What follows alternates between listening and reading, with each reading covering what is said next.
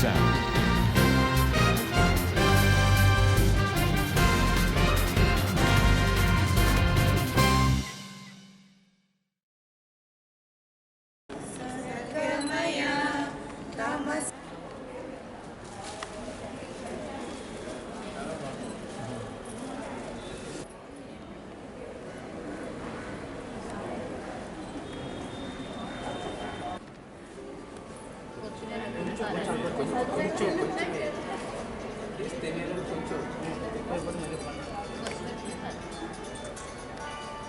ఎలాంటి డౌట్స్ ఉన్నా అడగచ్చు.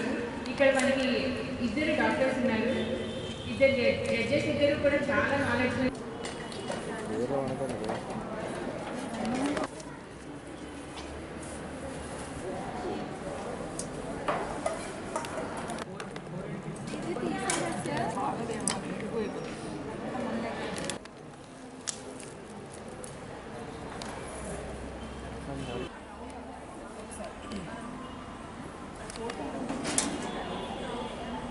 చాలా అవసరం మనకి. ఎందుకంటే రెగ్యులర్గా లేడీస్ రొటీన్గా చేయడం తప్పించి ప్రత్యేకించి చెయ్యాలంటే వారికి అవకాశం దొరకదు. కానీ ఇటువంటి కార్యక్రమం లావణ్య గారు చేసి ప్రతి ఒక్కరిలో ఉన్న వారి యొక్క సమర్థతను అంటే బయటికి తీసి కొత్త కొత్త ఐటమ్స్, ఉసిరికాయతో చేసిన జామ్ అంటే ఈ కాలంలో అంటే ఉసిరికాయ జనరల్గా వాడాలంటే మంచిదని తెలిసి తప్ప మనం వాడడం తక్కువ. కానీ అది జామ్ చేయబోతే బెల్లం కలగబోతే టేస్ట్ వేరేగా ఉంది. అలా ప్రతి ఒక్కరిలో చాలా నైపుణ్యం ఉంది. ప్రతి ఒక్కరు చాలా కష్టపడి ఇక్కడ రకరకాల ఐటమ్స్ చేసి ప్రతిదీ తినాలనిపించేలా ఉంది.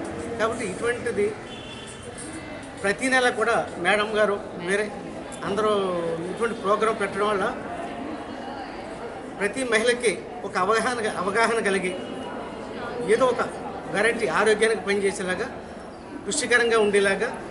అంటే రోజు ఒకే రకం తింటే మనకి బోరు కొట్టడం జరుగుతుంది.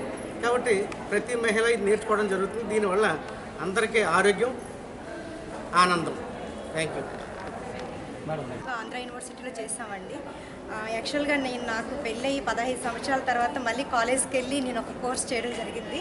అలా చేసిన కోర్స్ని ఇంట్లోనే పరిమితం చేయకుండా ప్రజలందరికీ అందించాలన్న కోరికతో ఇటువంటి కార్యక్రమం యోగా రిలేటెడ్గా డైట్ అంటే మన శరీరం అంతా కూడా డైట్ మీదే ఆధారపడి ఉంటుంది. ఇప్పుడు శరీరం ఆరోగ్యంగా అందంగా ఉండాలంటే మనం తీసుకునే ఫుడ్ కరెక్ట్గా ఉండాలి.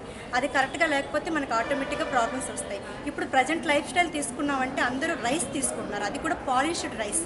దాన్ని తీసుకోవడం వల్ల అది వెంటనే అరిగిపోయి గ్లూకోజ్గా ఫామ్ అయిపోయి వెంటనే ఎనర్జీ వస్తుంది. ఎనర్జీ యూజ్ చేస్తే మళ్ళీ ఆకలి అనిపిస్తుంది. అలా కాకుండా మిల్లెట్స్ మేడం చెప్పినట్టు రకరకాల పాతవి మన పాతకాలాల్లో వాడే రాగి సంగటి, జొన్నల రొట్టెలు ఇలాంటివి మళ్ళీ మనం దీంట్లోకి తీసుకురావడం వల్ల వాటిని తినడం వల్ల ముఖ్యంగా డయాబెటీస్ని అరికట్టచ్చు. ఎందుకంటే డయాబెటీస్ మనకి ఎందుకు వస్తుంది? ఎక్కువ గ్లూకోజ్ శరీరంలోకి రిలీజ్ అవ్వడం వల్ల. ఆ గ్లూకోజ్ సరిపడిన ఇన్సులిన్ రిలీజ్ కాదు.